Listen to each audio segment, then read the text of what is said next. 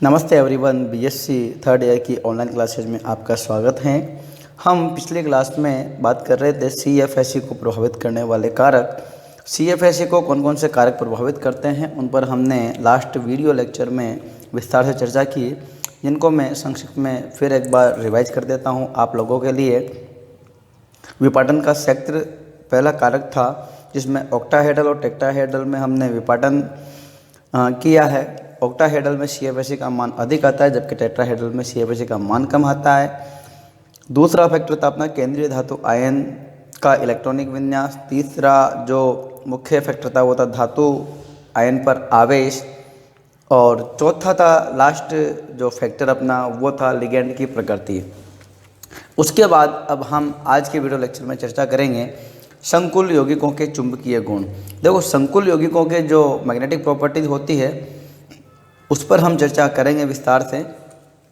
तो देखिए, अधिकांश संकुल यौगिक अनुचुंबकीय होते हैं क्योंकि इनमें अयुग्मित डी इलेक्ट्रॉन पाए जाते हैं। सीएफटी के आधार पर संकुल यौगिकों के चुंबकीय गुणों की व्याख्या आसानी से की जा सकती है। संकुल यौगिकों में अयुग्मित इलेक्ट्रॉन्स की संख्या में वृद्धि से चुंबकीय आघूर्ण के मान में भी वृद्धि होती है। किसी भी संकुल यौगिक का चुंबकीय आघूर्ण हम निम्न सूत्र द्वारा परिकलित कर सकते हैं, या इस सूत्र के द्वारा चुंबकीय आघूर्ण का मान निकाला जा सकता है। फॉर्मूला है आपका म्यू एस। म्यू एस क्या है? म्यू किसको दिखाता है? मैग्नेटिक मोमेंट को, और एस से मतलब है यहाँ पर स्पिन ओनली। एस क्या दिखाता है? स्पिन ओनली, जिसमें जो स्पिन मैग्नेटिक मोमेंट होता है उसको कैलकुलेट करते हैं हम इससे। Root n and n+2 Bohr magnetron. यहाँ पर जो n है ये है आपके अयुग्मित इलेक्ट्रॉन्स की संख्या। क्या है ये? अनपेड इलेक्ट्रॉन की संख्या जो विपाटन के पश्चात उसमें रहती है। अब अनपेड इलेक्ट्रॉन की संख्या जो है वो डिपेंड करती है लिगेंड की प्रकृति पर। लिगेंड आपका स्ट्रॉन्ग फील्ड लिगेंड है या वीक फील्ड लिगेंड है। अगर स्ट्रॉन्ग फील्ड लिगेंड आपका होगा तो वहाँ पर इलेक्ट्रॉन का जो है पेयरिंग हो जाएगी, युग्मन हो जाएगा, और वीक फील्ड लिगेंड है तो वहाँ पर इलेक्ट्रॉन का जो है युग्मन नहीं होगा। जब इलेक्ट्रॉन्स का युग्मन नहीं होगा तो अनपेड इलेक्ट्रॉन की संख्या अधिक होगी और सीएफएससी का मान अधिक होगा। और साथ में हम यह कह सकते हैं कि यहाँ पर जो है चुंबकीय गुण भी अधिक होंगे। जितने अनपेड इलेक्ट्रॉन होंगे उसका मैग्नेटिक मोमेंट उतना ही अधिक आएगा उस संकुल का। हम उदाहरण लेके समझते हैं। K3Fe(F6) के चुंबकीय आघूर्ण का मान 5.9 बोर मैग्नेट्रॉन होता है। सीएफटी के आधार पर समझाइए। अब यहाँ हम बात करते हैं, ये तो हो गया आपका आयन स्फीयर, और ये है आपका जो है कोऑर्डिनेशन स्फीयर। यहाँ पर केंद्रीय धातु आयन आपका Fe है, आयरन है। अब आयरन का जो है पहले तो ऑक्सीडेशन नंबर हमें निकालना होगा। तो देखिए, ऑक्सीडेशन नंबर निकालने के लिए हमें जिसका भी ऑक्सीडेशन नंबर निकालते हैं उसको x मान लेते हैं। यहाँ पर K3 है तो यहाँ पर 3 हमने लिख दिया। एक पोटेशियम के लिए 1 होता है +1, और 3 के लिए 3 प्लस x माइनस एक फ्लोरीन के लिए 1 होता है, 6 के लिए -6। इस पर कोई चार्ज नहीं है तो इक्वल टू 0। तो यहाँ पर ये माइनस का 6 इधर जाएगा तो प्लस का 6 हो जाएगा, और प्लस का 3 इधर जाएगा तो माइनस का 3 हो जाएगा। तो ओवरऑल x की वैल्यू आएगी वो आएगी +3 अपने पास वैल्यू निकल कर आती है। अब +3 वैल्यू निकल कर आने के पश्चात हम K3Fe(F6) में आयरन की ऑक्सीकरण अवस्था जो है ऑक्सीडेशन स्टेट वो है +3। तो +3 विन्यास की हम बात करते हैं तो सबसे पहले हम बात करते हैं आयरन के सामान्य इलेक्ट्रॉनिक विन्यास की। आयरन का परमाणु क्रमांक होता है 26। ये सब आवर्त सारणी अगर आपको याद है तो इनको रटने की आवश्यकता नहीं है, ठीक है। अब आयरन का जो विन्यास है हम इस तरह से लिख देते हैं। आर्गन जो 18 होता है, ठीक है, 18 परमाणु क्रमांक तक आर्गन होता है, और इसके बाद में 3d6 4s2 ये सामान्य अवस्था में इसका इलेक्ट्रॉनिक विन्यास है। तो 18 और 6 कितने हो गए? 24 और 2 26। तो देखिए यहाँ पर 26 आपका इसका परमाणु क्रमांक आ रहा है। आप इस तरीके से क्रॉस चेक कर सकते हैं कि आपने जो विन्यास लिखा है वो सही भी है या नहीं है। अब यहाँ हम बात करते हैं, हमें आवश्यकता है जो है Fe या आयरन +3 की। तो +3 अवस्था में क्या होगा कि 2 इलेक्ट्रॉन तो ये यहाँ से निकले और 1 इलेक्ट्रॉन यहाँ से निकले। तो 2 इलेक्ट्रॉन निकलने के बाद में 4s0 हो जाएगा, और 1 इलेक्ट्रॉन और निकला यहाँ से, तो क्या हो जाएगा कॉन्फ़िगरेशन? Argon 3d5। तो देखिए यहाँ पर Fe+3 का जो विन्यास होगा वो है आर्गन 3d5 एंड 4s 0। तो यहाँ पर अब हम बात करते हैं इसके स्प्लिटिंग की, इसमें किस प्रकार से विपाटन होगा। अब यहाँ पर आक्रमणकारी लिगेंड 6 हैं, तो विपाटन आपका अष्टफलकीय क्षेत्र में होगा, जिसमें 3 ऑर्बिटल T2G नीचे होंगे और 2 EG ऊपर होंगे। अब हम ये भी जानते हैं कि फ्लोरीन जो है वो वीक फील्ड लिगेंड हैं। ये हमें कहाँ से पता चला? ये हमें पता चला स्पेक्ट्रोकेमिकल सीरीज से या स्पेक्ट्रोरसायन श्रेणी से। तो देखिए यहाँ पर 3D5 आपका जो है Fe+3 का इलेक्ट्रॉनिक कॉन्फ़िगरेशन है।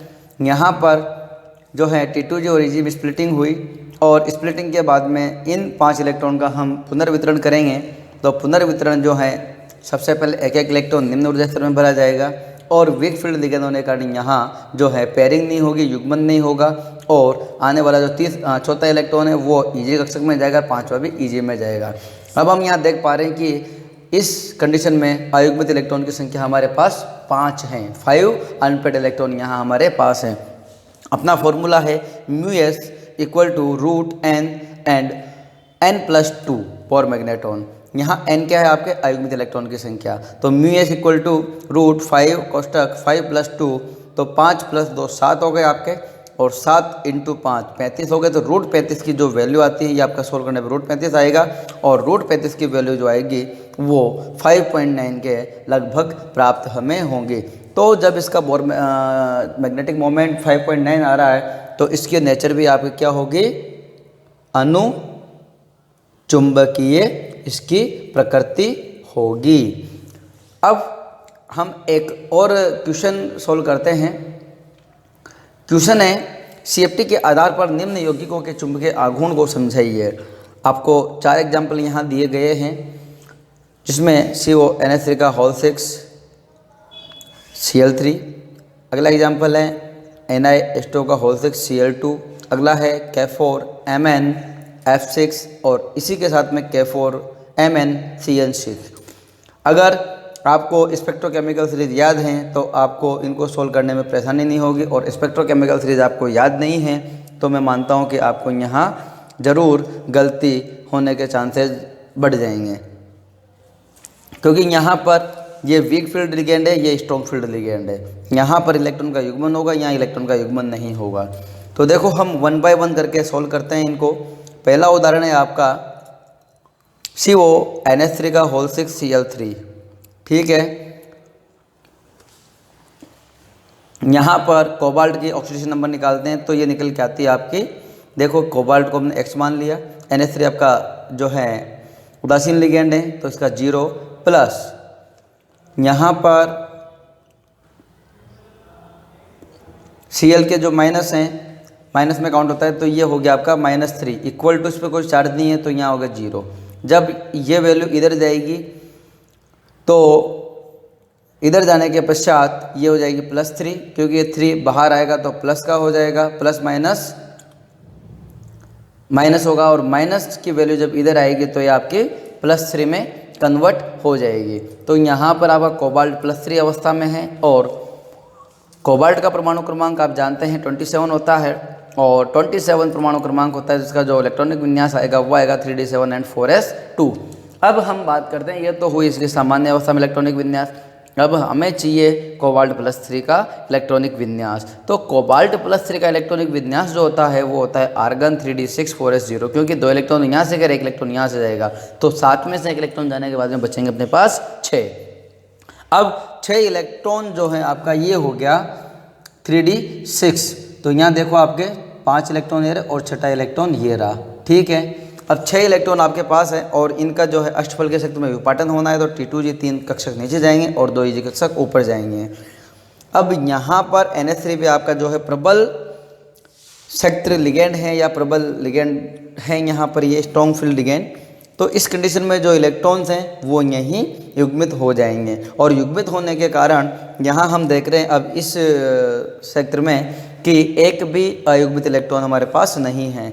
अब हम सूत्र में वैल्यू पुट करते हैं, सूत्र में वैल्यू पुट करने के बाद में 0 एंड 0 + 2 और निकालेंगे तो √0 आएगा, और √0 की वैल्यू जो होती है 0 बोर मैग्नेट्रॉन होती है, अर्थात आपका CONH3 होल 6 Cl3 जो कॉम्प्लेक्स हैं ये प्रति चुंबकीय प्रकृति का होगा, कि ये अनुचुंबकीय नहीं होगा। अनुचुंबकीय नहीं होने के कारण मैंने आपको बताया कि NH3 यहाँ जो है वो प्रबल शक्ति लिगेंड है। अब हम बात करते हैं दूसरे एग्जाम्पल की। दूसरे एग्जाम्पल को ड्राइव करने से पहले हम पहले वाले एग्जाम्पल के बारे में थोड़ा सा इसको डिस्क्राइब कर लेते हैं।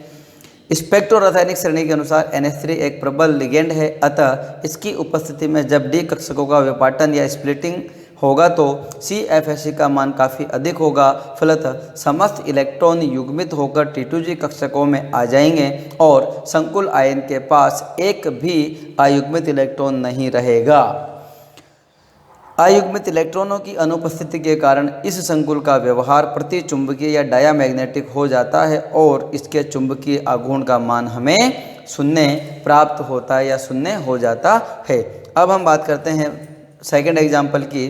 तो सेकंड एग्जाम्पल में सबसे पहले अपना काम वही होगा, केंद्रीय धातु परमाणुओं का जो है ऑक्सीडेशन नंबर निकालेंगे। ऑक्सीडेशन नंबर निकालने के पश्चात ये है आपका निकिल +2 में आ जाएगा, x = 2 आएगा +2, तो निकिल आपका +2 अवस्था में है। निकिल का जो है आप +2 विन्यास लिखेंगे तो 3D8 4S0 आपका प्राप्त होगा।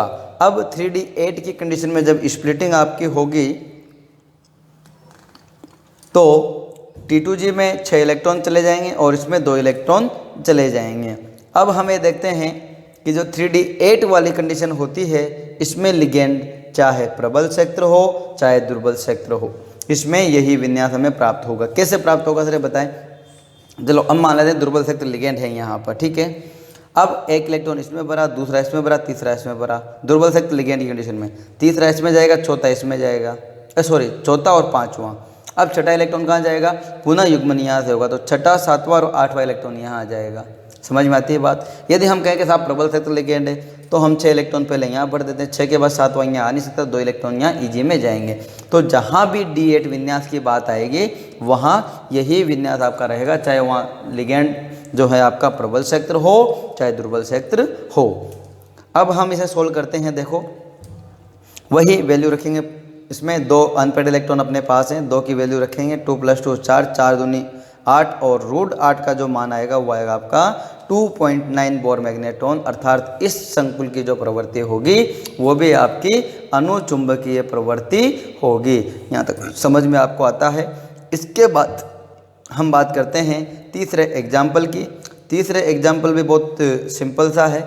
यहाँ पर हम जानते हैं फ्लोरीन दुर्बल क्षेत्र लिगेंड है और मैग्नीज की ऑक्सीडेशन नंबर निकालेंगे तो आपकी +2 निकल कर आएगी। +2 निकलने के बाद में ये आपका नॉर्मल अवस्था में 3D5 4S2 हो गया और Mn+2 में आर्गन 3D5 4S0 आपका विन्यास रहेगा। तो यहाँ 3D5 को हम जो है स्प्लिट करेंगे और स्प्लिट करने के बाद में जो इलेक्ट्रॉन का पुनर्वितरण करेंगे तो हमें ये ध्यान रखना होगा कि फ्लोरीन यहाँ दुर्बल क्षेत्र लिगेंड है, अर्थात यहाँ इलेक्ट्रॉनों का युग्मन नहीं होगा।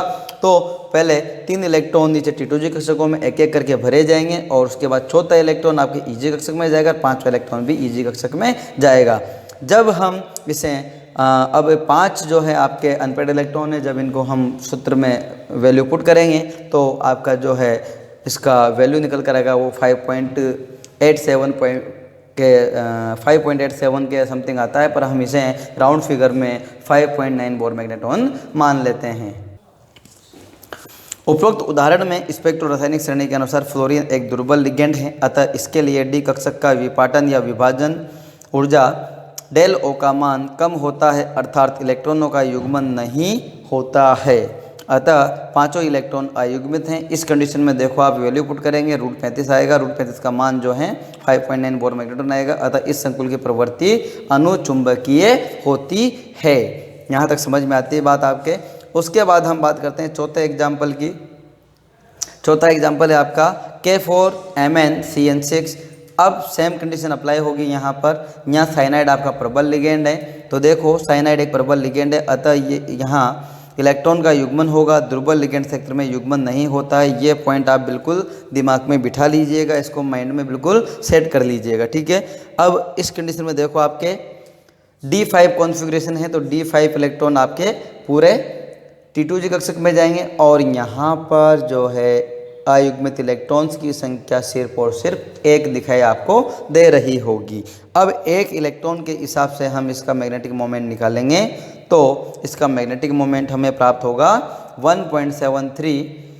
ये आपका थ्योरेटिकली जो है डाटा निकल कर आता है, बाकी इसका जो एक्चुअल डेटा आता है वो 1.4 मैग्नेट्रॉन आता है प्रैक्टिकली।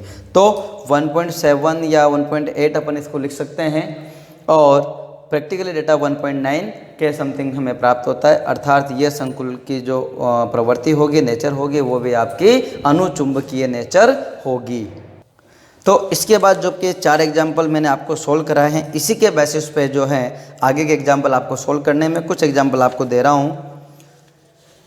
ये 2 एग्जाम्पल आप नोट कीजिएगा, K4FeCN6 एंड नेक्स्ट एग्जाम्पल है COF6 का जो है आपके इसके ऊपर पावर है -3, ठीक है, कोबाल्ट हेक्सा फ्लोराइड, ठीक है। अब इसे आप खुद स्वयं सॉल्व कीजिएगा। सॉल्व करने के पश्चात आप मुझे इसके आंसर्स बताइए और कुछ प्रॉब्लम आती है तो आप मुझसे इसके बारे में डिस्कस कर सकते हैं। और नहीं भी आपको ये आता है तो चिंता करने की बात नहीं है, हम इससे अगले वाले वीडियो लेक्चर में इनको सॉल्व करके आपको बताएंगे। Thank you.